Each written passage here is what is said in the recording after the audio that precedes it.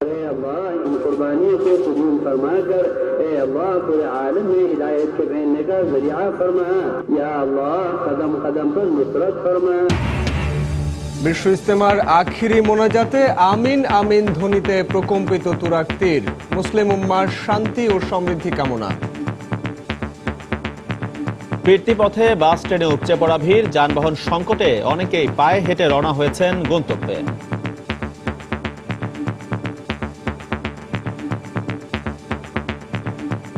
ইজতেমাতে এত কষ্ট করে আসার পরও শরীক হইতে পারছি, এটাই সন্তুষ্ট।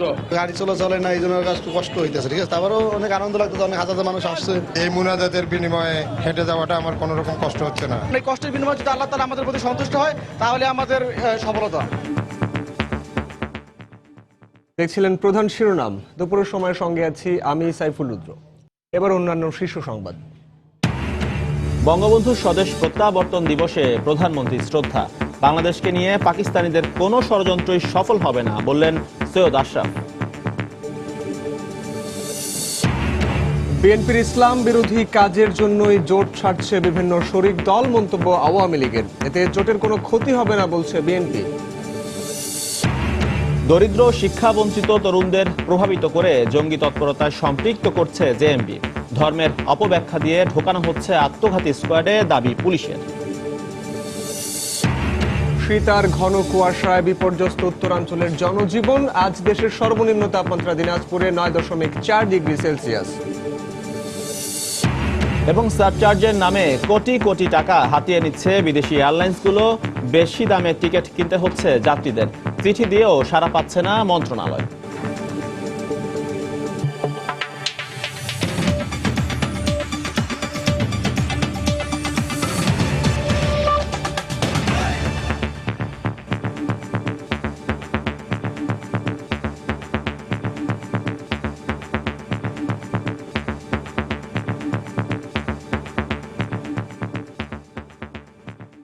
ইহকালের মঙ্গল, পরকালের ক্ষমা ও বিশ্ব মুসলিমের কল্যাণ কামনার মধ্য দিয়ে শেষ হলো 51তম বিশ্ব ইজতেমার প্রথম পর্ব। ধর্মীয় ভাব গাম্ভীর্যের মধ্য দিয়ে লাখ লাখ মানুষের আমিন আমিন ধ্বনিতে প্রকম্পিত হয় টঙ্গীর তুরাগ তীর। দিনের দাওয়াত নিয়ে এরপরই গন্তব্যে ফিরতে শুরু করেন মুসল্লিরা। আখেরি মোনাজাত শুরুর আগের তুরাগ তীরমুখী জনস্রোত বিপরীতমুখী হয় মোনাজাত শেষের সঙ্গে সঙ্গেই।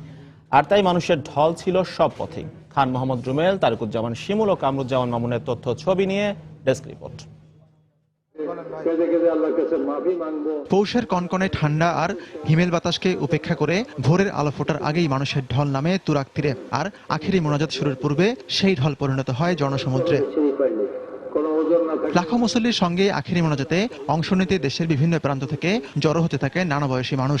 সবগুলো পথেই নামে টঙ্গীমুখী মানুষের ঢল। ভারতের মাওলানা মোহাম্মদ সাদের পরিচালনায় বেলা 11টার কিছু পরে শুরু হয় আখেরি মোনাজাত। পিনপতন নিরাপত্তা আর অপার্থিব পরিবেশে মুখে আমিন আমিন ধ্বনি নিয়ে শূন্যে হাত তোলেন লাখো মানুষ। তুরাগ তীরের বিশাল ময়দান ছাড়িয়ে মুসল্লিরা অবস্থান নেন মূল ময়দান ও এর আশেপাশের এলাকায়। যে যেখানে ছিলেন সেখান থেকেই মোনাজাতে শরীক হয়েছেন।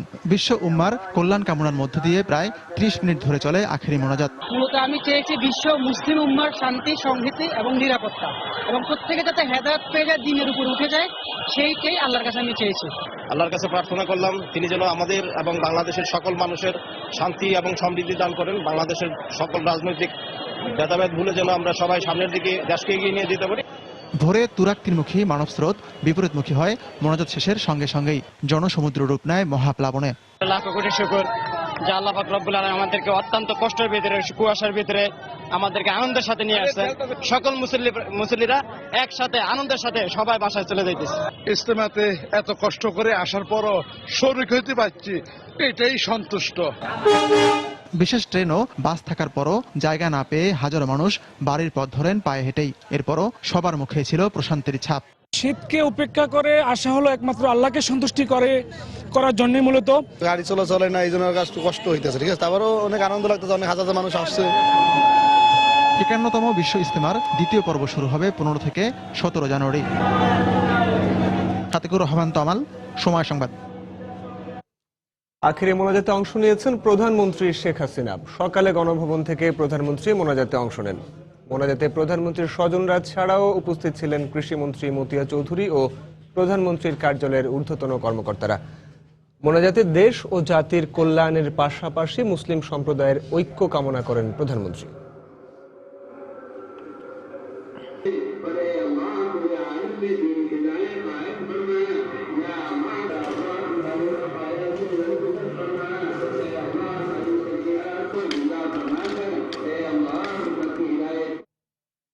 দর্শক, আখেরি মোনাজাত শেষে বাড়ি ফিরছেন মুসল্লিরা। আর এই মুহূর্তে উত্তর এলাকায় রয়েছেন রিপোর্টার তারেকুজ্জামান শিমুল এবং বিমানবন্দর রেলওয়ে স্টেশনে রয়েছেন আমাদের রিপোর্টার কামরুজ্জামান মামুন। সেখানকার খবর জানতে প্রথমেই চলে যাচ্ছি শিমুলের কাছে। শিমুল,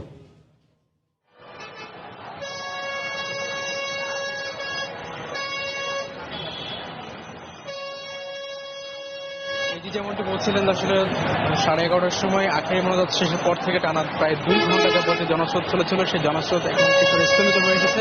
আমি যদি দেখাই, আপনি দেখতে পাবেন যে আমার বাঁ পাশে যে সড়কে দেখছেন, এখানে ইতিমধ্যে দেখছেন অসংখ্য গণপরিবহন ঢুকে গেছে এবং এই গণপরিবহন ঢোকার কারণে এখানকার যান চলাচল যে এর আগের যে অবস্থাতে দেখেছিলাম, যেখানে যে যত সুশৃঙ্খল ভাবে ছিল, সেটি কিন্তু কিছুটা বিশৃঙ্খলার দিকে গেছে এবং অন্যান্য দিনের মতো যে প্রতিনিয়ত যে চিত্রটি আমরা দেখতে পাই এই এয়ারপোর্টের যে প্রধান সড়কে, সেই চিত্রটি আসলে আবার তার স্বাভাবিকতা ফিরে পেয়েছে। এবং আমি যদি আমার ডান পাশের একটি সড়ক দেখাই আপনাদেরকে, তাহলে দেখতে পাবেন আসলে 2 ঘন্টা আগে আপনাদেরকে যেমনটি দেখিয়েছিলাম যে এই সড়কটি কিন্তু প্রত্যেকটি কানায় কানায় পূর্ণ ছিল জনমানুষের এবং চারপাশ দিয়ে আসলে জনসমুদ্রের মতো করে সব মানুষজন ইজতেমা ময়দান থেকে ফেরত আসছিলেন ঢাকার মূল ঢাকা শহরের দিকে। এবং এই এয়ারপোর্টের এই সড়কটি কিন্তু পুরো কানায় কানায় পূর্ণ ছিল জনসমুদ্রের মতো করে, কিন্তু সেই অবস্থাটা কিন্তু এখন আর নেই। এখন দেখতে পাচ্ছেন যে আসলে গুটি কতক মুসল্লি এখন রাস্তার পাশ দিয়ে ক্ষীণগতিতে হেঁটে আসছেন এবং তারা তাদের নির্ধারিত বেশ কয়েকটি যে পরিবহনগুলো আছে সেই পরিবহনগুলোতে আসলে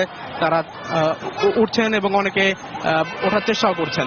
তো আমরা যেমনটি জানতে পেরেছি আসলে যে বাস সাইডে বেশ কিছু যে গণপরিবহনগুলো দেখছেন, এটি আসলে যে 17টি জেলার কথা আমরা আপনাদেরকে জানিয়েছিলাম যে প্রথম পর্যায়ে যে 17টি জেলার মুসল্লিরা ইজতেমা ময়দানে এসেছেন, তাদের জন্য আসলে রিজার্ভ করে রাখা হয়েছিল এবং সেই গাড়িগুলো ডান পাশের একটি গলি থেকে ধীরে ধীরে বের হচ্ছে এবং যে যার জায়গা থেকে তারা এখানে আসছেন। তো আমরা দেখতে পাচ্ছি যে ক্ষীণ সংখ্যার যেই মুসল্লিগণ এখন আসছেন, তারা আসলে মূলত ইজতেমার মূল ময়দানে, যে আমরা জানিয়েছিলাম যে খিত্তায় ভাগ করা হয়েছিল, খিত্তা শব্দটা আসলে ব্যবহার করা হয়ে থাকে আসলে প্রত্যেকটি জেলার এক একটি অংশ, যে সেই অংশকে আসলে চিহ্নিত করার জন্য। তো সেই খিত্তার অংশ থেকে আমরা দেখতে পাচ্ছি যে এর আগে যেমন বিচ্ছিন্নভাবে যে যার মতো করে আসছিলেন, সেটি আসলে এখন আর আসছেন না। এখন প্রত্যেকটি খিত্তা অংশ করে দলে দলে আসছেন এবং এক একটি যার যার নির্ধারিত যে পরিবহন সেটিতে উঠে তারা যাওয়ার চেষ্টা করছেন। তো পাশাপাশি একটি বিষয় বলে রাখি যে আজকে সকালেও কিন্তু আপনাদেরকে জানিয়েছিলাম যে ঢাকা এবং ঢাকার আশপাশের যেসব এলাকা আছে সেসব এলাকা থেকে অসংখ্য মুসল্লি এসেছেন, যেটি বলা হচ্ছিল শুরু থেকেই যে আসলে 17টি জেলার মানুষের জন্য এই প্রথম পর্যায়ে এই ইজতেমার আয়োজন করা হয়েছে, কিন্তু আসলে সেটি কিন্তু কার্যত 17টি জেলার মধ্যে কিন্তু সীমাবদ্ধ থাকেনি। আমরা যেমনটা জানিয়েছি যে ঢাকা এবং ঢাকার আশপাশে যেসব জেলা থেকে সকালে এসেছে, সবকিছু মিলে প্রায় 25 থেকে 30টি জেলার মানুষজন কিন্তু এখানে এসেছেন এবং তারাও এখন ফেরার চেষ্টা করছেন। তো সেক্ষেত্রে যে বিষয়টি তারা জানিয়েছেন যে তারা বলছেন যে এখানে গণপরিবহনের সঠিক মাত্রার সংখ্যা কিন্তু এখন তারা পাচ্ছেন না, কারণ গণপরিবহনগুলো বেশিরভাগই এখন ইজতেমা ময়দান থেকে গাজীপুরের দিকে রওনা হচ্ছেন, কিন্তু গাজীপুর থেকে ঢাকার মূল যে শহর থেকে আসবেন সেটি কিন্তু এখন খুব একটা লক্ষ্য করা যাচ্ছে না এবং সে কারণে কিন্তু গণপরিবহনে কিন্তু কিছুটা সংকট দেখা দিচ্ছে। তবে এই সংকট যারা ট্রাফিক নিয়ন্ত্রণ যারা কর্মকর্তা আছেন তারা বলছেন তারা থাকবেন না, কারণ যেহেতু এখন গণপরিবহন আসা শুরু করেছে, আধা ঘন্টা থেকে 1 ঘন্টার মধ্যে সেই পরিস্থিতি কিন্তু স্বাভাবিক হয়ে আসবে। তো সেই পরিস্থিতি যদি স্বাভাবিক হয়ে আসে সেক্ষেত্রে কিন্তু কোনো ধরনের সমস্যা হবে না এবং সুশৃঙ্খলভাবে কিন্তু আজকের যে ইজতেমা সুশৃঙ্খলভাবে শেষ হয়েছে সেটি কিন্তু শেষ পর্যন্ত যারা মুসল্লি তারাও কিন্তু সুশৃঙ্খলভাবে বাড়ি ফিরতে পারবেন বলে সবাই প্রত্যাশা করছেন। তো এখন পর্যন্ত আমার কাছে এই ছিল এখানকার খবর। আমাদের আরেকজন সহকর্মী আছেন এয়ারপোর্ট রেলওয়ে স্টেশনে। তো আমরা জানিতে আসলে এই ইজতেমাকে কেন্দ্র করে কিন্তু বেশ কয়েকটি rail service, special rail service চালু করা হয়েছে। তো সেখানকার কি অবস্থা সেটি আমাকে জানাবেন মামুন। শিমুল, ধন্যবাদ আপনাকে। শিমুল, রয়েছি বিমানবন্দর রেলওয়ে স্টেশনে এবং আপনি জানেন যে আজকের এই আখেরি মোনাজাতকে কেন্দ্র করে কিন্তু 7টি বিশেষ ট্রেন, মোনাজাত স্পেশাল নামে 7টি বিশেষ ট্রেন চালু করা হয়েছে, যেগুলো কমলাপুর থেকে টঙ্গী এবং টঙ্গী থেকে কমলাপুর পর্যন্ত যাত্রী আনা নেওয়া করছে। তো এখনকার চিত্র যদি আপনাকে বলি তো বলতে হয় যে টঙ্গী থেকে এই মোনাজাত স্পেশাল ট্রেন যে কয়টি এখন পর্যন্ত গেছে এই বিমানবন্দর রেলওয়ে স্টেশন দিয়ে, আমরা দেখেছি যে সেই ট্রেনগুলো কানায় কানায় এতটাই পরিপূর্ণ যে আসলে বিমানবন্দর রেলওয়ে স্টেশন থেকে, এই প্ল্যাটফর্ম থেকে একজন মানুষও আসলে সেই ট্রেনে উঠতে পারছেন না। সেগুলোর ছাদে, সেগুলোর ভেতরে, সিটে, দরজায় ঝুলে, এমনকি ইঞ্জিনের ওপরেও আসলে লোকজন বসে তারা তাদের গন্তব্যে যাওয়ার চেষ্টা করছেন। টঙ্গী থেকে এতটাই পরিপূর্ণ হয়ে আসছেন। তো এখানে যে মুসল্লি আমরা জানি, আমরা দেখেছি যে এখানে আসলে শত শত মুসল্লি অপেক্ষা করছেন যে তারা ট্রেনে করে গন্তব্যে ফিরবেন, কিন্তু তাদের পক্ষে এখান থেকে ট্রেনে ওঠা সম্ভব হচ্ছে না। তারা বলছেন যে এই 7টি যে স্পেশাল ট্রেনের ব্যবস্থা করা হয়েছিল এটি খুবই অপ্রতুল। যে পরিমাণ লোক আজকের এই আখিরি মোনাজাতে অংশ নিয়েছিল সেই পরিমাণ লোকের বিপরীতে এই ট্রেনের সংখ্যা খুবই অপ্রতুল। তো এখন যেমনটি দেখা যাচ্ছে যে তারা অনেকে এখান থেকে বাধ্য হয়ে আসলে এই স্টেশনের সামনে যে বিমানবন্দর মহাসড়কটি রয়েছে সেই মহাসড়কে যাচ্ছেন, কিন্তু সেখানেও রয়েছে বিপত্তি। সেখানে যেও যে তারা কোনো বাসে উঠতে পারবেন এমনটা হচ্ছে না, সেখানে যেও তারা কোনো বাসে উঠতে পারছে না, কেননা বাসগুলোতেও আসলে উপচে পড়া ভিড় রয়েছে। এবং আরেকটি কথা জানিয়ে রাখি যে বাসগুলো কিন্তু খুবই ধীর গতিতে চলছে এবং ঢাকা গাজীপুর এবং গাজীপুর ঢাকার যে মহাসড়ক এবং তার যে প্রবেশ মুখ বিমানবন্দর থেকে, সেই বিমানবন্দর প্রবেশ মুখটি ঢাকা থেকে গাজীপুরের দিকে যে মুখটি, সেই মুখটি কিন্তু বন্ধ রাখা হয়েছিল এবং বেলায় 1টার কিছু আগে সেই মুখটি খুলে দেওয়া হয়েছে। এবং এখন বলা চলে যে যান চলাচল স্বাভাবিক, কিন্তু রাস্তায় ব্যাপক যানজট রয়েছে, ধীর গতিতে খুবই গাড়ি চলছে। তো এখন পর্যন্ত যারা যেতে পারেনি তারা আসলে একটু হতাশাগ্রস্ত হয়েছেন, যে তারা বলছেন যে কখন বাসায় ফিরবেন তারা তাদের বাসায় ফেরা নিয়ে আসলে অনিশ্চয়তায় পড়েছেন, যেহেতু তারা ট্রেনে উঠতে পারছেন না এবং তারা বাসে উঠতে পারছেন না। তো এক্ষেত্রে তারা বলছেন যদি কর্তৃপক্ষ একটু সদয় দৃষ্টি তাদের দিকে দিত এবং এই ব্যবস্থাপনায় যদি আরও একটু কোনো পরিবর্তন আনা সম্ভব হতো, তাহলে হয়তো তাদের এই দুর্ভোগটা অনেকখানি লাঘব হতো। এর আগে বেলা 11টার কিছু পরে মাওলানা সাদ তার নেতৃত্বে আসলে এই আখিরি মোনাজাতটি সম্পন্ন হয় এবং যাতে অংশ নিতে সকাল থেকে লাখ লাখ মানুষের ঢল নামে টঙ্গী তুরাগমুখী, এবং মোনাজাত বেলা 12টার কিছু আগে শেষ হওয়ার পরই আবার সেই ঢল কিন্তু ঢাকামুখী হতে শুরু করে। তো আমার কাছে এখন পর্যন্ত এই ছিল শেষ এজি। দর্শক, বিশ্ব ইজতেমার প্রথম পর্বের আখিরি মোনাজাত শেষে বাড়ি ফিরছেন মুসল্লিরা। সেসব খবরাখবর জানাতে রাজধানীর উত্তরা থেকে তারেকুজ্জামান শিমুল এবং বিমানবন্দর রেলওয়ে স্টেশন থেকে আমাদের সঙ্গে সরাসরি যোগ দিয়েছিলেন সহকর্মী কামরুজ্জামান মামুন। দেখছেন দুপুরের সময় নেটওয়ার্ক। বঙ্গবন্ধুর স্বদেশ প্রত্যাবর্তন দিবস উপলক্ষে জাতির জনকের প্রতিকৃতিতে শ্রদ্ধা জানিয়েছেন প্রধানমন্ত্রী শেখ হাসিনা। সকালে ধানমন্ডি 32 নম্বরে বঙ্গবন্ধুর প্রতিকৃতিতে শ্রদ্ধা জানায় দলটির অঙ্গ ও সহযোগী সংগঠনগুলো। এ সময় আওয়ামী লীগ নেতারা বলেন, বাংলাদেশকে ব্যর্থ করতে পাকিস্তানিদের চক্রান্ত বাস্তবায়নে কাজ করছেন বিএনপি নেত্রী বেগম জিয়া। আরও জানাচ্ছেন শাহ আলী জয়। 1972-এর আজকের দিনে স্বাধীন বাংলাদেশে ফিরে আসেন জাতির জনক বঙ্গবন্ধু শেখ মুজিবুর রহমান। দিনটিকে উদযাপন করা হয় বঙ্গবন্ধুর স্বদেশ প্রত্যাবর্তন দিবস হিসেবে। ঐতিহাসিক দিনটিতে জাতির জনকের প্রতি শ্রদ্ধা জানান বঙ্গবন্ধু কন্যা। ধানমন্ডি 32 নম্বরে প্রতিকৃতিতে শ্রদ্ধা নিবেদন করেন আওয়ামী লীগের নেতারাও। শ্রদ্ধা জানিয়ে দলটির বর্ষিয়ান নেতা আমির হোসেন আমু বলেন, পাকিস্তান বাংলাদেশ বিরোধী চক্রান্ত এখনো অব্যাহত রেখেছে। তিনি অভিযোগ করেন, পাকিস্তানের উদ্দেশ্য বাস্তবায়নে এদেশে কাজ করছেন বিএনপি নেত্রী বেগম খালেদা জিয়া। পাকিস্তান তো বটে, এবং পাকিস্তানের দোসর হিসাবে সেদিন যারা আমাদের মুক্তিযুদ্ধের বিরোধিতা করেছিল তারা কোনো আজ পর্যন্ত এই দেশটিকে মেনে নিতে পারেনি। খালেদা জিয়া আন্দোলন শুরুই করেছিল যেই দিন থেকে যুদ্ধাপরাধীদের বিচার শুরু হয়েছিল এবং যুদ্ধাপরাধীদের আসামির কাঠগড়ায় দাঁড় করানো হয়েছে। সেদিন থেকে মূলত তিনি আন্দোলন শুরু করেছিলেন। তার আন্দোলনের মূল লক্ষ্য উদ্দেশ্য হচ্ছে যুদ্ধাপরাধীদের মুক্ত করা এবং যেটা পাকিস্তানিরা চায় এই দেশকে আবার সেই খাতে প্রবাহিত করতে, সেই রাজনীতির ধারক বাহক এবং মুখপাত্র হচ্ছে বেগম খালেদা জিয়া। দলের সাধারণ সম্পাদক সৈয়দ আশরাফুল ইসলাম বলেন, বাংলাদেশকে নিয়ে পাকিস্তানিদের কোনো ষড়যন্ত্রই সফল হবে না। বাংলাদেশ একটা স্বাধীন রাষ্ট্র, 7 দিন স্বাধীন রাষ্ট্র হিসেবে থাকবো, সেটা কিন্তু পাকিস্তানিরা কোনোদিন আপনার বিশ্বাস করে না। কিন্তু 40 বছর পরেও কিন্তু বাংলাদেশ এগিয়ে চলছে।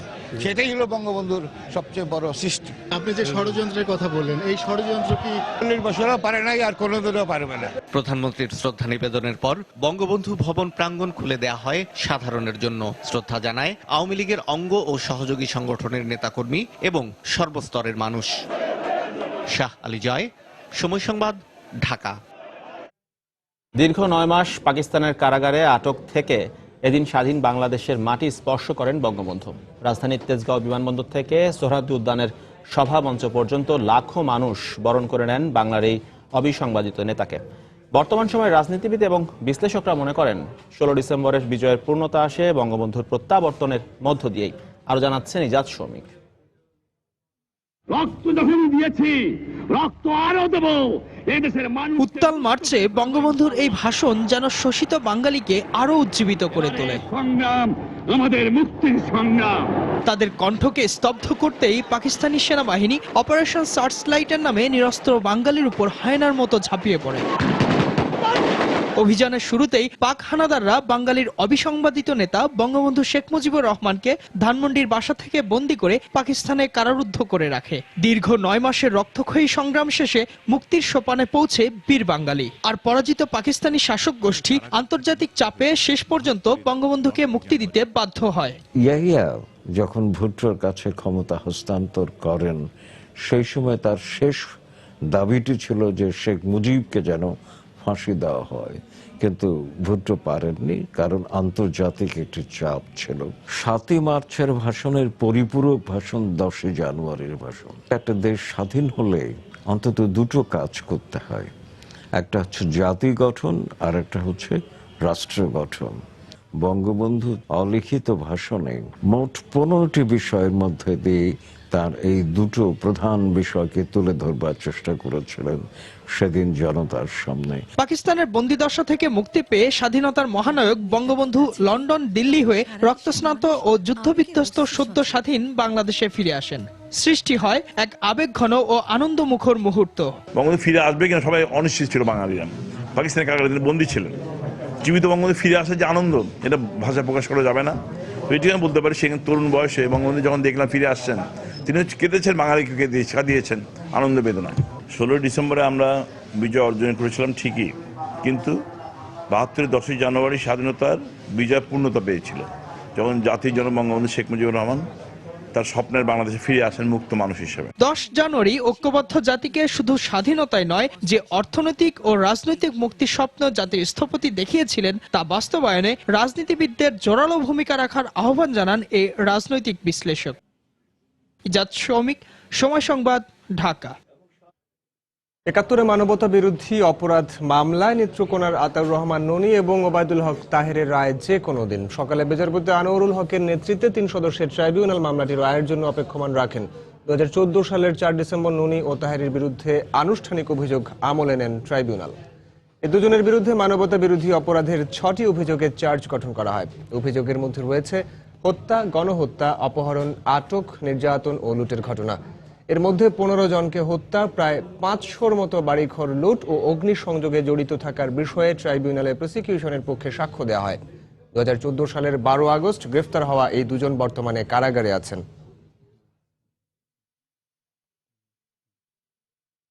বিশ দলীয় জোট থেকে ইসলামী ঐক্য জোটের একাংশের বেড়ে যাওয়ার ঘোষণা রাজনীতিতে নতুন মেরুকরণের ইঙ্গিত দিচ্ছে।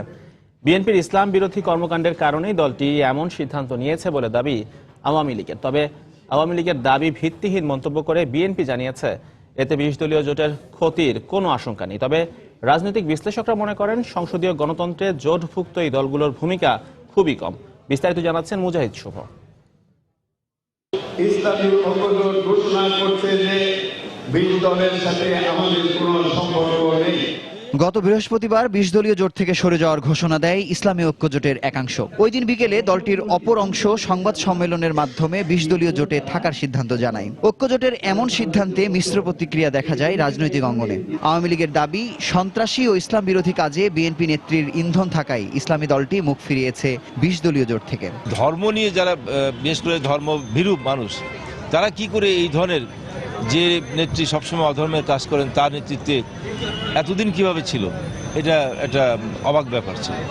তা আজকে যদি তারা বিএনপির এই সমস্ত ইসলাম বিরোধী কার্যকলাপ এবং সন্ত্রাসী কর্মকাণ্ডের প্রতি তারা যদি বিতশ্রদ্ধ হয়ে বেরিয়ে যায়, এটা অস্বাভাবিক কিছু না, এটাই স্বাভাবিক।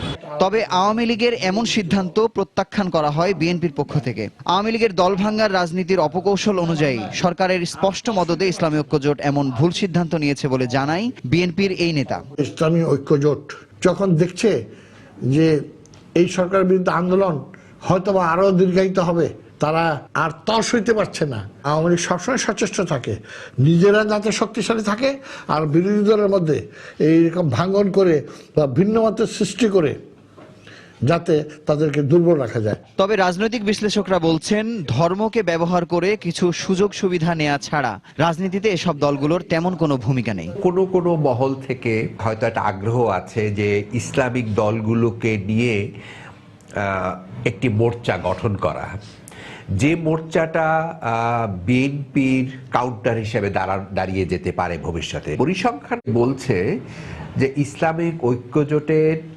সংসদীয় রাজনীতিতে তেমন কোনো প্রভাব নেই, ফলে এই দলটা বিএনপি থেকে বেরিয়ে গেলেও খুব বড় ধরনের আবেদন সৃষ্টি করতে পারবে বলে আমার মনে হয় না।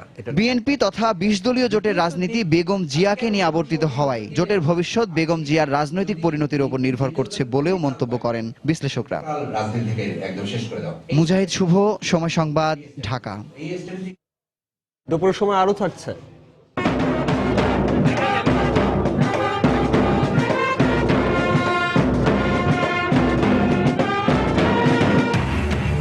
নৌবাহিনীতে যুক্ত হলো চীনের তৈরি যুদ্ধজাহাজ স্বাধীনতা প্রত্যয়। সমুদ্রে চোরাচালান রোধের পাশাপাশি ব্যবহার করা যাবে গ্যাস অনুসন্ধানেও।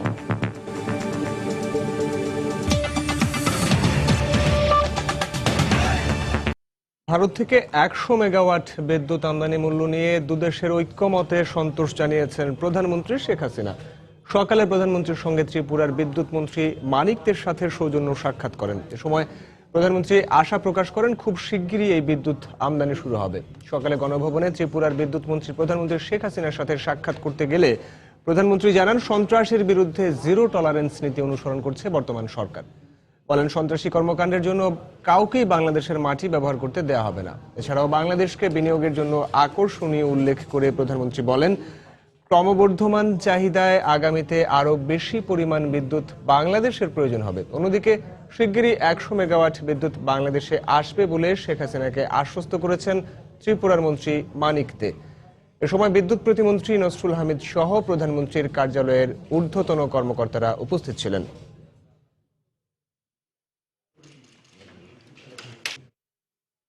দেশের প্রত্যন্ত অঞ্চলের দরিদ্র এবং পড়ালেখা না জানা তরুণদের প্রভাবিত করে জঙ্গি তৎপরতায় সম্পৃক্ত করছে নিষিদ্ধ ঘোষিত জঙ্গি সংগঠন জেএমবি। তবে মাদ্রাসার শিক্ষার্থীরাই এদের মূল টার্গেট। পুলিশের অনুসন্ধানে জানা গেছে ধর্মের অপব্যাখ্যা দিয়ে এদেরকে ঢোকানো হচ্ছে আত্মঘাতী স্কোয়াডে। বিস্তারিত জানাচ্ছেন কমল দে। গাইবান্ধার গোবিন্দগঞ্জের বুলবুল সরকার, ঝিনাইদহের কোটচাঁদপুরের বাবু, কিশোরগঞ্জের কটিয়াদি জাবেদ কিংবা দিনাজপুরের বিরল গ্রামের আশাত হোসেন, এদের সবাই দরিদ্র পরিবারের সন্তান। লেখাপড়াও তেমন করেনি। এদের অশিক্ষার পাশাপাশি দারিদ্রতার সুযোগ নিয়েছে জঙ্গি নেতারা। জঙ্গি নেতাদের মগজদোলাইয়ের শিকার হয়ে এরা এখন জঙ্গি সংগঠন জেএমবির সক্রিয় সদস্য। এমনকি কেউ কেউ নিয়েছে আত্মঘাতী হওয়ার তালিমও। এই যে ভুল শিক্ষা এবং ভুল ব্রেন ওয়াশ করার কারণে তারা এই সমস্ত সদস্যরা আত্মঘাতী সংঘাতের দিকে যাচ্ছে এবং তারা সুইসাইডালিস্ট স্কোয়াড হিসাবে তারা আত্মহত্যা করতে চায় নিজেরা। পুলিশ কর্মকর্তাদের মতে মূলত দাওয়াতি কার্যক্রমের মাধ্যমে শুরু হয় মগজদোলাই, চূড়ান্ত পর্যায়ে এসে নামানো হয় অপারেশনাল কার্যক্রমে। নিম্ন আয়ের এবং মাদ্রাসা যারা পড়ুয়া, বিজ্ঞান ভিত্তিক যেখানে কোনো জ্ঞান নেই, সেই ধরনের ছেলেদেরকে তারা ধর্মীয় মূল্য বিখ্যাত ব্যাখ্যা দিয়ে সম্পৃক্ত করছে। এই লেভেলটা খুব বেশি এডুকেটেড না যে তারা এই বিষয় সম্পর্কে সঠিক কোনটা বেঠিক এটা নির্ধারণ করতে পারে, যার ফলে যারা তাদেরকে মোটিভেট করে তারা এক্ষেত্রে গুরুত্বপূর্ণ ভূমিকা পালন করে তাদেরকে এই পথে নিয়ে আসার জন্য। এদিকে অপব্যাখ্যায় বিভ্রান্ত না হয়ে এ ধরনের জঙ্গি তৎপরতা থেকে স্বাভাবিক জীবনে ফিরে আসার আহ্বান জানান ইসলামী এই চিন্তাবিদ। যাদের ব্রেন ওয়াশ করতেছে তাদের একটু বিবেচনা উদয় হওয়া দরকার, কারণ যে কথাগুলো বলে তারা মগজ দোলাই করতেছে সেই কথাগুলোর সাথে বাস্তবতার কতটুকু মিল আছে এটা যাচাই করা দরকার, কারণ ইসলাম তো জঙ্গিবাদকে সমর্থন করে না। পুলিশের জিজ্ঞাসাবাদ এবং আদালতে দেওয়া স্বীকারোক্তিমূলক জবানবন্দিতে জেএমবি সদস্যরা জানিয়েছে সারা দেশে তাদের সক্রিয় সদস্যের সংখ্যা প্রায় 500। কমল দে, সময় সংবাদ, চট্টগ্রাম। রাজশাহীতে মহল্লার অলিগলিতে যত্রতত্র গড়ে উঠছে মেস। পুলিশ বা সিটি কর্পোরেশন কারো কাছেই নেই সঠিক তালিকা। এতে একদিকে রাজস্ব হারাচ্ছে সিটি কর্পোরেশন, অন্যদিকে তদারকি না থাকায় নানা অপরাধের সূত্রপাত হচ্ছে এখান থেকেই। আব্দুল সালামের তোলা ছবিতে আরো জানাচ্ছেন রাকিবুল হাসান। শিক্ষানগরী রাজশাহী, এখানে সরকারি ও বেসরকারি মিলিয়ে বিশ্ববিদ্যালয় পর্যায়ে প্রতিষ্ঠানের সংখ্যা 15টি। এইসব শিক্ষা প্রতিষ্ঠানের যথেষ্ট আবাসন ব্যবস্থা না থাকায় গত এক দশকে শহরের বাণিজ্যিক মেসের তুলনায় অলিতে গলিতে মেসের সংখ্যা বেড়েছে। নগরীর বিনোদপুর, রাজারহাতা, সবজিপাড়া, দরগাপাড়া সহ বেশ কয়েকটি এলাকায় এর আধিক্য বেশি। এলাকাবাসীদের দাবি, এর ফলে বেড়েছে কিছু সামাজিক সমস্যাও। যখন আমাদের ছেলেমেয়েরা স্কুল কোচিং এ বের হয় তখন তাদের ট্রিট করলো। মেয়েদের মেস থাকলে সেখানে ছেলেদের আনাগোনা হচ্ছে। এখানে কে কারা থাকে এটা তো আমরা জানি না। তাদের তথ্য ডাটা বাড়িওয়ালার কাছে থাকা উচিত। শহরের 4টি থানার হিসেবে এখানে মেসের সংখ্যা 430টি, আর সিটি কর্পোরেশনের রেজিস্ট্রেশন প্রাপ্ত মাত্র 7টি। এতে নজরদারি না থাকায় অলিতে গলিতে গড়ে ওঠা মেসের সুযোগ নিচ্ছে অপরাধীরা। এগুলো যাতে সুষ্ঠুভাবে পরিচালিত হয় আমাদের নজরদারি আছে। আমরা মাঝে মধ্যে এগুলো রেড করি, অভিযান পরিচালনা করি। যারা এগুলো পরিচালনা করেন এটা তাদের অনেক দায়িত্ব রয়ে গেছে। কোনো অসঙ্গতি থাকলে পুলিশকে সংবাদ দেয়া এটা তাদের নৈতিক দায়িত্ব। তবে শিক্ষার্থীদের কথা মাথায় রেখে মেস তৈরি আর পরিচালনায় নীতিমালার পাশাপাশি রাজস্বের অন্তর্ভুক্ত করে মেস নিয়ন্ত্রণের কথা জানালেন দায়িত্বরত মেয়র। আমরা যে অ্যাসেসমেন্ট কমপ্লিট করলাম সেটা ক্রস চেকিং চলছে যে আসলে ঠিকমতো হয়েছে কিনা অ্যাসেসমেন্টগুলো। তবে সামাজিক নিরাপত্তার বিষয়টা মাথায় রেখে আমরা পরিষদে আলাপ আলোচনা করেছি যে যত্রতত্র যেখানে সেখানে মেস করা যাবে না। রাজশাহীতে আবাসন ব্যবস্থা রয়েছে এমন 8টি শিক্ষা প্রতিষ্ঠানের প্রায় 1 লাখ শিক্ষার্থীর জন্য মাত্র 17,000-এর আবাসনের ব্যবস্থা রয়েছে প্রতিষ্ঠানগুলোতে।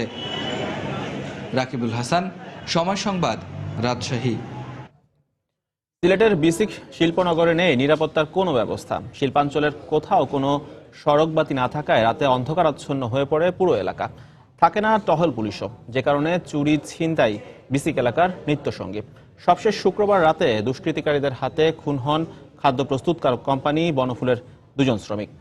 নওশাদ আহমেদ চৌধুরী তোলা ছবিতে আরো জানাচ্ছেন আব্দুল আহাদ। অরক্ষিত অবস্থায় আছে গুরুত্বপূর্ণ এই জায়গাটি, নেই কোনো সড়ক বাতিও। রাত হলেই ভুতুড়ে এলাকায় পরিণত হয়। শ্রমিকরা বলছেন রাতে শিল্পাঞ্চলের ভিতর আতঙ্ক নিয়েই চলাচল করতে হয় তাদের। অন্ধকারে এখানে প্রায় ঘটে চুরি, ছিনতাই সহ নানা অপরাধমূলক কর্মকাণ্ড।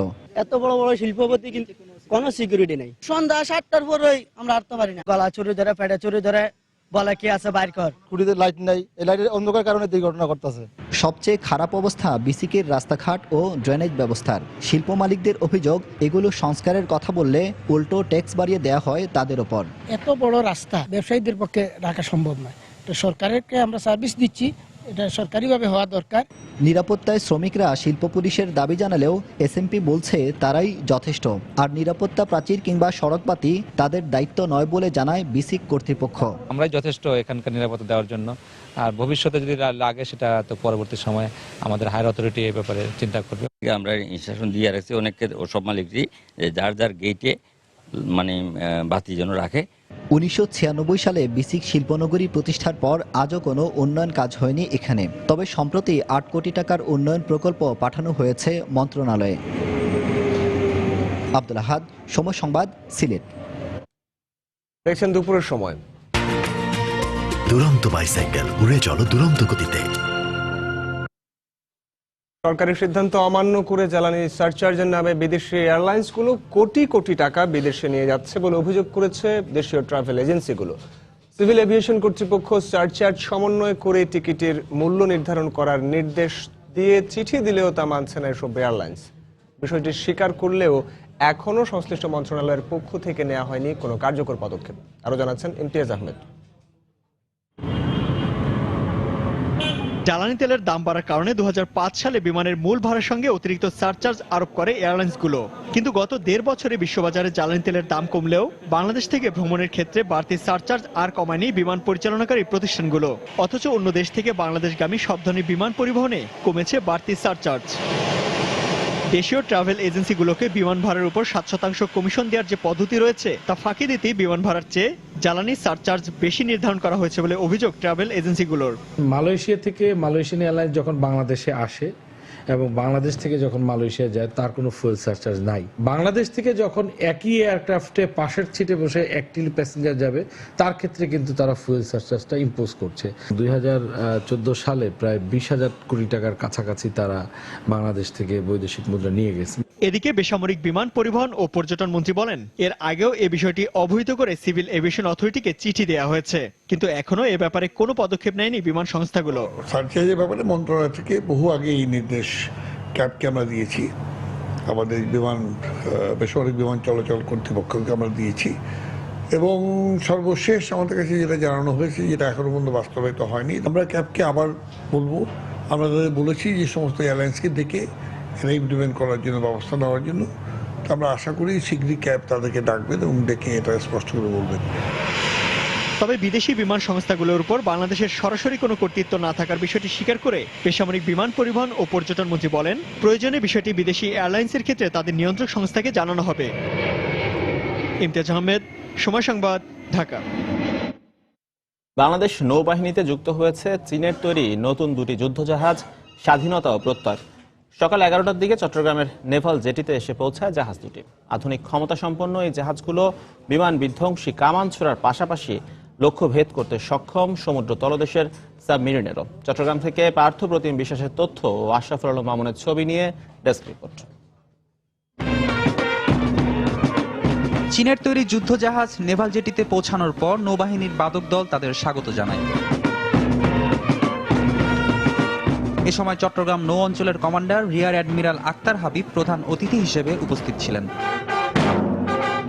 করভেট ক্লাসের মিসাইল ফ্রিগেট জাহাজ দুটির দৈর্ঘ্য 90 মিটার ও প্রস্থ 11.4 মিটার। বিশাল সমুদ্র এলাকায় চোরাচালান রোধের পাশাপাশি গ্যাস অনুসন্ধানের কাজে ব্যবহার করা যাবে জাহাজ দুটিকে। যুদ্ধজাহাজ প্রত্যয়ের আরও সক্ষমতার কথা জানালেন প্রত্যয়ের অধিনায়ক।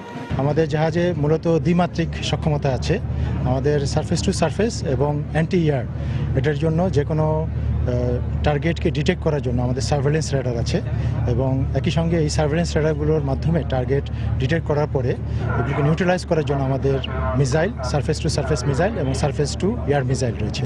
2013 সালের 7 জানুয়ারি জাহাজ দুটির নির্মাণ কাজ শুরু হয়। দীর্ঘ 35 মাস শেষে গত 26 ডিসেম্বর চীনের কুইডং নৌবন্দর হতে যাত্রা শুরু করে রোববার বাংলাদেশে এসে পৌঁছায় যুদ্ধজাহাজ স্বাধীনতা ও প্রত্যয়। সময় সংবাদ, চট্টগ্রাম। উত্তরবঙ্গে মৃদু শৈত্যপ্রবাহ বইছে, সারাদিনই থাকছে হিমেল হাওয়া আর কুয়াশা। আবহাওয়া বিভাগের তথ্য মতে দেশের সর্বনিম্ন তাপমাত্রা দিনাজপুরে 9.4 ডিগ্রি সেলসিয়াস রেকর্ড করা হয়েছে। আর 2-3 দিন এই অবস্থা থাকবে বলেও জানান তারা। জেলার প্রতিনিধিদের পাঠানো তথ্য ও ছবি নিয়ে ডেস্ক রিপোর্ট। ঘন কুয়াশা আর উত্তরের হিমেল হাওয়ায় বিপর্যস্ত হয়ে পড়েছে উত্তরের জনপদ গাইবান্ধা। হঠাৎ করেই তাপমাত্রা কমে যাওয়ায় বাড়ির বাইরে যেতে বেশ দুর্ভোগে পড়তে হচ্ছে সাধারণ মানুষের। হেডলাইট চালিয়ে চলাচল করছে যানবাহনগুলো। এদিকে কাজে যেতে না পারায় বিপাকে পড়েছেন খেটে খাওয়া মানুষগুলো। হঠাৎ করে ঠান্ডাটা বেড়ে যাওয়াতে মানুষের কার্যক্রম ব্যাহত হচ্ছে। ঠান্ডাটা অনেক বেশি, ঠান্ডাতে হাত পা টাটায়, রাস্তাঘাট কিছু দেখা দেওয়া লাগছে না, কান টানে একদম পুরো ঠান্ডা। কুড়িগ্রামেও শীতের দাপটে কাহিল হয়ে পড়েছে জনজীবন। তীব্র কুয়াশায় ও কনকনে শীতে খড়কুটো জ্বালিয়ে শীত নিবারণের চেষ্টা চালাচ্ছে সাধারণ মানুষ। শীতে রাস্তাঘাটের মানুষের উপস্থিতি কমে যাওয়ায় বিপাকে পড়েছেন রিকশা চালকরা। ঠান্ডা, কুয়াশা, হিমহিম বাতাস, গরিব মানুষ কাপড় কিনতে পাইনি, কাজ কামাই করতে পারি না, কি করি, আমার জীবন বাঁচে না। দিনাজপুরে কুয়াশা কম, বইছে ঠান্ডা বাতাস। দেশের সর্বনিম্ন তাপমাত্রা দিনাজপুরে 9.4 ডিগ্রি সেলসিয়াস রেকর্ড করা হয়েছে। ঠান্ডার পরিমাণ সামনে আরও বাড়তে পারে বলে জানিয়েছেন জেলা আবহাওয়া অফিসের কর্মকর্তা। কুয়াশা কম থাকায় এবং ঠান্ডা বাতাস প্রবাহিত হয়, এই তাপমাত্রা কমতেছে, এবং কুয়াশার প্রাদুর্ভাব না থাকে ঠান্ডা বাতাসের জন্য তাপমাত্রা আরও কিছুটা কমতে পারে। এদিকে পঞ্চগড়েও জেগে বসেছে শীত। সারাদিনই কুয়াশার চাদরে ঢাকা থাকছে পুরো এলাকা। জনসাধারণের স্বাভাবিক জীবনযাপনে ছন্দপতন ঘটলেও জীবনের তাগিদে কর্মস্থলের উদ্দেশ্যে বের হয়েছেন তারা। চাদর কোট পরে বাইরে, তাও ঠান্ডা মানতেছে না, বের হতে খুব কষ্ট হচ্ছে। তারপরে এখন কর্মস্থলে যেতে হবে প্রচুর ঠান্ডার মধ্যে। গত 3 দিনে ঠাকুরগাঁয়েও একই চিত্র। এ জেলায় সর্বনিম্ন তাপমাত্রা রেকর্ড করা হয়েছে 10 ডিগ্রি সেলসিয়াস। তীব্র শীতে ব্যাহত হচ্ছে স্বাভাবিক কার্যক্রম।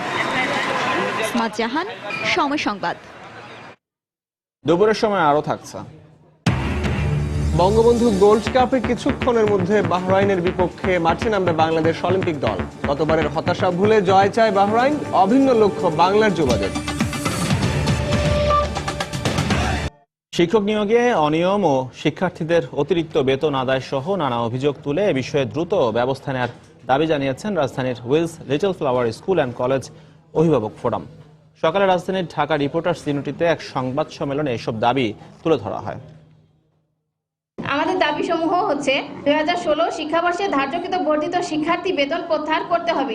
স্পেশাল বা বিশেষ ক্লাসের নামে মাত্রা অতিরিক্ত শিক্ষার্থীর বেতন আদায় বন্ধ করতে হবে। দাবিসমূহ বাস্তবায়নের সময়সীমা হচ্ছে 24 ঘন্টা। বাস্তবায়িত না হয় তাহলে আমরা উইসলি ফেরাউল স্কুল অ্যান্ড কলেজের অভিভাবক ফোরামের পক্ষ থেকে আগামী 13 জানুয়ারি 2016 ইংরেজি তারিখ বুধবার মাননীয় শিক্ষামন্ত্রী ও মাধ্যমিক উচ্চশিক্ষা অধিদপ্তরের মহাপরিচালক মহোদয়ের বরাবর স্মারকলিপি প্রদান করব। আগামী 17 এপ্রিল 5 বছর পূর্ণ করতে যাচ্ছে সময় সংবাদ। এ উপলক্ষে মাস জুড়ে দেশের প্রতিটি জেলায় দর্শকদের কাছে যাচ্ছে সময়ের সংবাদ দল। জানবে সময় সংবাদ নিয়ে তাদের মতামত। সকালে যশোরের কালেক্টরেট ভবন চত্বরে পৌঁছেন সময় টেলিভিশনের একটি প্রতিনিধি দল। এ সময় বিভিন্ন শ্রেণী পেশার মানুষ এখানে ভিড় জমান।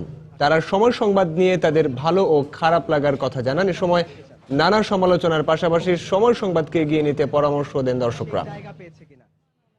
কোনো পরামর্শ রয়েছে নারী দর্শক হিসেবে আমাদের কাছে? বস্তুনিষ্ঠ সংবাদ এবং তথ্য সমৃদ্ধ সংবাদ পরিবেশনায় সময় টিভি একটা আলাদা মাত্রা যোগ করেছে আমাদের ইলেকট্রনিক মিডিয়াতে। যশোরের সংবাদ যেন একটু বেশি বেশি করে দেওয়া হয়, যার জন্য আমরা যশোরের লোক এমনি সময় টেলিভিশনকে দেখি এবং ভবিষ্যতেও আমরা সময় টেলিভিশনের সাথে থাকব। 4 বছর নিউজ ভিত্তিক একটি মিডিয়া যে এগিয়ে এসেছে তাতে মনে হয় যে সময় টেলিভিশন ইতিমধ্যে জনপ্রিয়তা অর্জন করতে পেরেছে। 68,000 গ্রামে যত স্কুল আছে এই স্কুলগুলো কেমন ভাবে চলছে, শিক্ষকরা কেমন ভাবে পড়াচ্ছেন, ছাত্রদের কি কি চাহিদা আছে, এগুলো যদি তারা তুলে আনেন।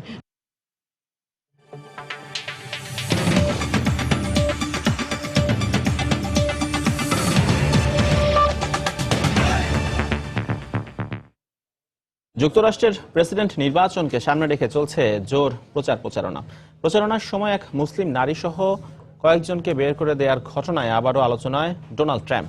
এদিকে দারিদ্র্য ও বেকারত্ব নির্মূলে ডেমোক্রেটিক সরকার ব্যর্থ বলে দাবি করেছে রিপাবলিকানরা। আর ডেমোক্রেটদের প্রচারণায় ঠাঁই নেয় আন্তর্জাতিক রাজনীতি, যার অনেক অংশ জুড়েই ছিল উত্তর কোরিয়ার প্রসঙ্গ। মুসলিম বিদ্বেষী বক্তব্য দিয়ে সমালোচিত রিপাবলিকান মনোনয়ন প্রত্যাশী ডোনাল্ড ট্রাম্প এবার ক্ষুব্ধ হলেন এক মুসলিম নারীর ওপর। শুক্রবার সন্ধ্যায় সাউথ ক্যারোলাইনার রক হিলে প্রচারণা চালান রিপাবলিকান এই মনোনয়ন প্রত্যাশী। বক্তব্যের এক পর্যায়ে ট্রাম্প সিরিয়ার শরণার্থীদের নিয়ে বিতর্কিত মন্তব্য করলে রোজ হামিদ নামের ওই নারী দাঁড়িয়ে প্রতিবাদ জানান। পরে দেখা যায় পুলিশ সদস্যরা ওই হিজাব পরিহিত নারীকে বের করে দিচ্ছেন।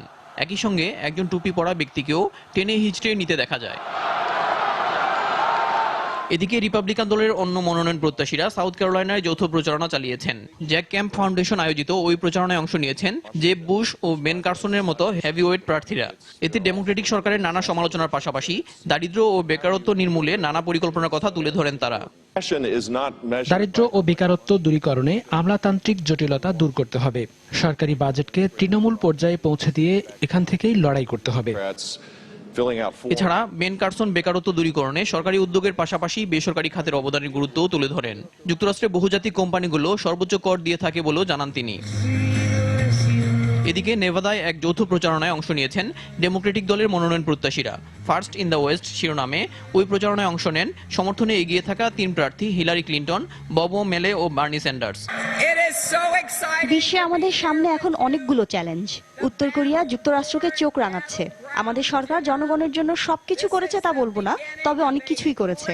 গত 7 বছরের অগ্রগতিকে আমাদের আরো বহুদূর নিয়ে যেতে হবে। এছাড়া বার্নি স্যান্ডার্স ও বব মেলে ডেমোক্রেটিক সরকারের বিভিন্ন দিক তুলে ধরে এবারের নির্বাচনে যেই মনোনয়ন পান না কেন ভোট দেওয়ার আহ্বান জানান। দেলোয়ার হোসেন, সময় সংবাদ।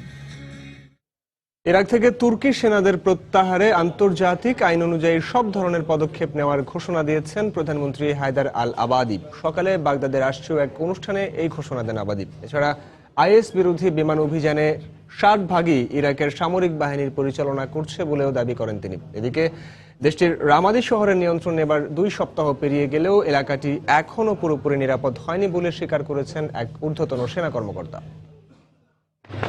ইরাকের রামাদি শহরে শনিবার সাজোয়া যান নিয়ে টহল দিতে দেখা যায় সরকারি বাহিনীর সদস্যদের। 2 সপ্তাহ আগে আইএসকে হটিয়ে শহরটি শত্রুমুক্ত করার ঘোষণা দেওয়া হলেও এখনো নিরাপদ হয়নি রামাদি। আইএসের পেতে রাখা বোমা বিস্ফোরণে ক্ষয়ক্ষতির সম্মুখীন হচ্ছেন ইরাকি সেনা সদস্যরা। এর মধ্যেই মার্কিন নেতৃত্বাধীন সামরিক জোটের সহযোগিতায় আইএস বিরোধী অভিযান অব্যাহত রেখেছে সরকারি বাহিনী। তাদের পরবর্তী লক্ষ্য মসুলকে আইএস মুক্ত করা। আমরা এখন রামাদির পশ্চিমাঞ্চলে রয়েছি। আমাদের সদস্যরা শহরের বিস্ফোরক সরানোর কাজ করছে। এছাড়া শহরে আটকে পড়া মানুষদের উদ্ধার ও তাদের সহায়তায় আমরা কাজ করছি। চলতি বছরের মধ্যে ইরাকে আইএসের পতন হবে বলে আবারও আশাবাদ ব্যক্ত করেছেন ইরাকের প্রধানমন্ত্রী। শনিবার রাজধানী বাগদাদে এক অনুষ্ঠানে বক্তৃতায় তিনি তুর্কি সেনাদের নিজ দেশে ফিরে নিতে আঙ্কারার প্রতি আহ্বান জানান। প্রতিবেশী দেশ তুরস্ককে স্পষ্ট জানিয়ে দিতে চাই, তারা যেন দ্রুততম সময়ের মধ্যে তাদের সেনাদের ইরাক থেকে প্রত্যাহার করে নেয়। অন্যথায় তাদেরকে এদেশ থেকে সরাতে আমাদের অধিকার ও আন্তর্জাতিক আইনের আওতায় সর্বোচ্চ চেষ্টা প্রয়োগ করা হবে। ইরাকে আইএস বিরোধী বিমান অভিযানের শতকরা 60 ভাগই পরিচালনা করছে দেশটির সরকার। এমনটা উল্লেখ করার পাশাপাশি সেখানে কোনো বিদেশি সেনার প্রয়োজন নেই বলেও জানিয়ে দিয়েছেন প্রধানমন্ত্রী হায়দার আল আবাদি। এরপরও গত বছর অক্টোবরে উত্তর ইরাকের হাউজিয়া এলাকায় স্থলযুদ্ধে মার্কিন বিশেষ বাহিনীর অংশ নেওয়ার খবর পাওয়া গেছে। সংবাদ সংস্থা রয়টার্স জানায়, গেল বছরের ডিসেম্বর নাগাদ অন্তত 6টি স্থল অভিযানে অংশ নেয় তারা। জাহিদুর রহমান, সময় সংবাদ।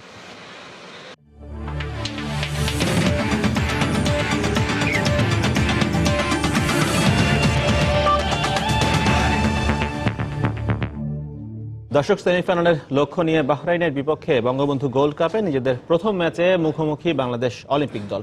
বাংলার যুবাদের উৎসাহিত করতে যশোরের শামসুল হুদা স্টেডিয়ামে উপস্থিত হয়েছেন হাজারো সমর্থক। সেখানকার সবশেষ পরিস্থিতি জানাতে আমাদের সঙ্গে সরাসরি যোগ দিচ্ছেন এস এম ইকবাল। বাহরাইনের মধ্যকার ম্যাচটি শুরু হবে। এর আগে আমি যেমনটি জানিয়েছিলাম, ম্যাচ শুরুর প্রায় ঘন্টাখানেক আগে এর আগে আমি আপনাদের যখন আপডেটটি দিচ্ছিলাম তখন কিন্তু স্টেডিয়াম পাড়ার আশেপাশে দর্শক উপস্থিতি খুব একটা বেশি ছিল না।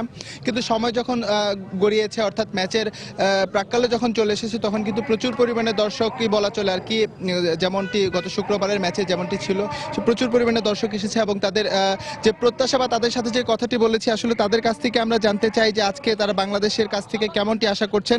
আমার পেছনে একজনকে আপনি দেখতে পাচ্ছেন যে দলকে উৎসাহ দিতে তিনি কিন্তু আমাদের জাতীয় প্রতীক বাঘের যে রূপটি সেটি নিয়ে এসেছে। তার কাছ থেকে জানবো যে কেমন প্রত্যাশা। আশা করছি অনেক ভালো করবে, অনেক প্রত্যাশা। জাতীয় দল ভালো খেলেছে, আজকে অলিম্পিক দলও ইনশাআল্লাহ বাহরাইনকে হারিয়ে যশোরের মাটিকে, যশোরের গৌরবকে, যশোর জেলাকে উল্লাসিত করবে। যেমনটি শুনছিলেন যে জাতীয় দল যেমনটি ভালো করেছে, তার প্রত্যাশা হচ্ছে আজকে তার অনুসারী অর্থাৎ যুব দল যেটাকে আমরা অলিম্পিক দল বলছি, অনূর্ধ্ব 23, তারাও আজকে ভালো করবে। এখানে আমি আরেকজনকে পেয়েছি, তার কাছ থেকে জানবো তার প্রত্যাশাটা কি, কেমন করবে। আজকে কিন্তু যশোরের একটা ছেলে মান্নাফ রাব্বি খেলছে, তার কাছ থেকে কোনো স্পেশাল। বাংলাদেশ আজকে ভালো খেলবে, কালকে সেদিন 4টে দিয়েছে, আজকে 6টা দেবে। এই যে আপনি বুঝতে পারছেন যে বাংলাদেশ সেদিন 4টি গোল করেছিল এবং তাদের আজকে প্রত্যাশা হচ্ছে সেই যে ব্যবধানটা, সেই ব্যবধানটাকে ছাপিয়ে আজকে তারা 6 গোল দেবে। তো এর আগে আমি আপনাকে আরো একটি জিনিস জানিয়ে রাখতে চাই। ইতোমধ্যেই কিন্তু আমরা শব্দ শুনতে পাচ্ছি যে মাঠে কিন্তু ফুটবলাররা নেমেছে, অর্থাৎ আর 5 মিনিটের মধ্যেই কিন্তু খেলা শুরু হয়ে যাবে। আপনি দেখতে পাচ্ছেন প্রচুর পরিমাণে দর্শক, বিভিন্ন গেটে আমরা গিয়ে দেখেছি যে অনেক দর্শক সমাগম ছিল, তারা আস্তে আস্তে প্রবেশ করছে। তো অলমোস্ট তাদের সবারই হচ্ছে প্রত্যাশা একটা, তারা উৎসাহ দিতে এসেছে যশোরবাসী। আগেও যেমনটি জানিয়েছিলাম, ফুটবলের প্রতি তাদের একটি অনুরাগ আছে, তারা অনেক ভক্ত ফুটবলের। তাদের আজকে প্রত্যাশা একটাই, প্রথম ম্যাচে জাতীয় দল যেমন জয়লাভ করেছে, আজকের এই ম্যাচটিতে অর্থাৎ যুব দলরা বাহরাইনের বিপক্ষে জয়লাভ করবে। তো এই ছিল শামসুল হুদা স্টেডিয়ামের বাইরে থেকে সর্বশেষ পরিস্থিতি। এজি দর্শক, আর কিছুক্ষণের মধ্যেই সেমিফাইনালের লক্ষ্য নিয়ে বাহরাইনের বিপক্ষে বঙ্গবন্ধু গোল্ড কাপে নিজেদের প্রথম ম্যাচে মুখোমুখি হবে বাংলাদেশ অলিম্পিক দল। আর ভক্ত সমর্থকদের উৎসাহ উদ্দীপনার খবরাখবর জানাতে যশোর থেকে আমাদের সঙ্গে সরাসরি যোগ দিয়েছিলেন সহকর্মী S M Iqbal. Real manager হিসেবে জিনেদিন জিদানের প্রথম ম্যাচে জয় পেল Real Madrid. Wales forward Gareth বেলের হ্যাটট্রিকে দেপোর্তিভা লা করুনাকে 5-0 গোলে হারিয়েছে লস ব্লাঙ্কোসরা। অন্যদিকে এফএ কাপে শেফিল্ড ইউনাইটেডকে 1-0 গোলে হারিয়েছে ম্যানচেস্টার ইউনাইটেড। এজন্য স্বপ্নের শুরু। রাফা বেনিতেজকে হটিয়ে হঠাৎ করেই রিয়াল ম্যানেজারের গুরু দায়িত্বটা পেয়েছেন জিনেদিন জিদান। আর প্রথম ম্যাচে এই জিদানকে বড় জয় উপহার দিল শিষ্যরা। বার্নাব্যুতে ম্যাচের শুরু থেকেই প্রতিপক্ষ দেপোর্টিভো লা করুনা রক্ষণভাগকে ব্যতিব্যস্ত করে রাখে বেল বেনজেমারা। ফল আসে খুব দ্রুত। 15 মিনিটে ফরাসি স্ট্রাইকার করিম বেনজেমার গোলে এগিয়ে যায় স্বাগতিক রিয়াল মাদ্রিদ। এফএ কাপে ওল্ড ট্র্যাফোর্ডে ম্যানচেস্টার ইউনাইটেড, প্রতিপক্ষ চ্যাম্পিয়নশিপ লিগের দল শেফিল্ড ইউনাইটেড। জয়ের জন্য মরিয়া লুই ফন হাল পূর্ণ শক্তির দল নিয়ে মাঠে নামেন। তবু যেন সেই সুতোর টান ছাড়তে পারল না রেড ডেভিল আক্রমণ ভাগ। মাতা মার্শিয়াল ও রুনিদের নিয়ে গড়া আক্রমণ ভাগ যেন ডিবক্সে গিয়েই ক্ষান্ত। বস লুই ফন হাল দ্বিতীয়ার্ধে আক্রমণের ধার বাড়াতে মাঠে নামান মেমফিস ডিপেকে। বেশ কটি দূরপাল্লার শট দিয়ে প্রতিপক্ষকে চমকে দেন তিনি। ঘড়ির কাঁটায় যখন সময় 90 মিনিট পেরিয়ে, ঠিক তখন দুর্দান্ত খেলা শেফিল্ড রক্ষণভাগ ভুল করে বসে। ডিবক্সের ভিতর ফাউল করে ডাচ উইঙ্গার ডিপেকে। স্পট কিকের সুযোগটা কাজে লাগাতে ভুল করেননি অধিনায়ক রুনি, আর স্বস্তির নিঃশ্বাস ফেলে পুরো থিয়েটার অফ ড্রিমস। 1-0 গোলের কষ্টার্জিত জয় নিয়ে এফএ কাপের চতুর্থ রাউন্ডে ম্যানচেস্টার ইউনাইটেড। রায়হান মাসুদ, সময় সংবাদ। 2017 সালের মধ্যে বাংলাদেশ ক্রিকেট দল আইসিসি র্যাঙ্কিং এ 5-এর মধ্যে থাকবে, এমনটাই বিশ্বাস সাকিব আল হাসানের। সময় সংবাদকে সাকিব জানিয়েছেন, এবছর অনেক টি-20 ম্যাচ খেলার সুযোগ থাকায় পারফরম্যান্সে আরো উন্নতি করতে চান তিনি। সাকিব আল হাসানের বিশেষ সাক্ষাৎকারের তৃতীয় ও শেষ পর্ব আজ, আর রিপোর্ট করেছেন হুমায়ুন কবির রোজ। ইতিহাসে 2015 সালটা ওয়ানডেতে বাংলাদেশকে দুহাত ভরে দিয়েছেন ক্রিকেট বিধাতা। তাই তো ওয়েস্ট ইন্ডিজ ও পাকিস্তানকে পেছনে ফেলে গৌরবময় অর্জনে প্রথমবারের মতো র্যাঙ্কিংয়ে 7 নম্বর উঠে টাইগাররা নিশ্চিত করেছে 2017 সালে চ্যাম্পিয়ন্স ট্রফি। তবে এখানেই তৃপ্ত না হয়ে রঙিন পোশাকের বিশ্বসেরা অলরাউন্ডার সাকিব আল হাসান ওয়ানডে ক্রিকেটে বাংলাদেশকে নিয়ে যেতে চান আরো শীর্ষ পর্যায়ে। আমরা বলতাম যে 10 বছরের ভেতর 5-এর ভেতর দেখতে চাই, যেটা ওয়ানডেতে এখন সম্ভব। তো 16তে যদি আমরা ওটা করতেই পারি, আর 2 ধাপই তো আগাতে হবে। ওয়ানডে তো আমরা অবশ্যই রাইট ট্র্যাকে আছি এখন। সো আমি খুবই আশাবাদী যে আমাদের 5-এর ভেতরে যাওয়া খুবই সম্ভব within a year or two. টি-20 ক্রিকেট জন্ম নেওয়ার পর গেল 10 বছরে মোটে 46টি ম্যাচ খেলেছে বাংলাদেশ। তবে মজার ব্যাপার হলো, ওয়ার্ল্ড টি-20 মূল পর্বে খেললে এবছর অন্তত 18টি টি-20 খেলবে টাইগাররা। টি-20 র্যাঙ্কিং নিয়ে আসলে আমি খুব একটা চিন্তিত না, কারণ আমার কাছে মনে হয় আমরা অনেক কম খেলছি, এই কারণে আমাদের পারফরমেন্সের লেভেলটা এরকম অবস্থা। আমরা যখনই বেশি খেলা শুরু করব, আমরা বুঝতে পারবো খেলাটা আসলে কি ধরনের। আফ্রিদির পর বিশ্বের দ্বিতীয় ক্রিকেটার হিসেবে টি-20তে 1000 রান ও 50 উইকেট শিকারের আরেকটি ডাবল রেকর্ডের অপেক্ষায় সাকিব। তাই তো বিশ্ব ক্রিকেট আকাশে টি-20তে সাকিব হলেন বড় বিজ্ঞাপন। মাতিয়েছেন বিপিএল, বিগ ব্যাশ, আইপিএল ও পিসিএল। মাতানোর অপেক্ষায় আছেন পিএসএল। অনেক বড় পাওয়া যে টানা 6টা বছর একটা টিমের হয়ে খেলা কিন্তু ইজি না। তো এই বিষয়টা নিয়ে গর্ববোধ করি যে এরকম একটা টুর্নামেন্ট, যেহেতু আমরা আইপিএলটাকে ধরি হচ্ছে ফ্র্যাঞ্চাইজি টুর্নামেন্টের সব থেকে বড় টুর্নামেন্ট, দুবাইতে হবে, অবশ্যই সুন্দর জায়গা, অবশ্যই এক্সাইটেড। সাথে মুশফিক ভাই আছে একই টিমে, তামিম খেলবে আরেক টিমে। এ পর্যন্ত বাংলাদেশের হয়ে মাত্র 38টি টি-20তে 45 উইকেট আর 847 রান করেছেন সাকিব আল হাসান। হুমায়ুন কবির রোজ, সময় সংবাদ, ঢাকা। দুপুরের সময়ের এ পর্যায়ে শীর্ষ সংবাদ জানিয়ে দিচ্ছি আরেকবার।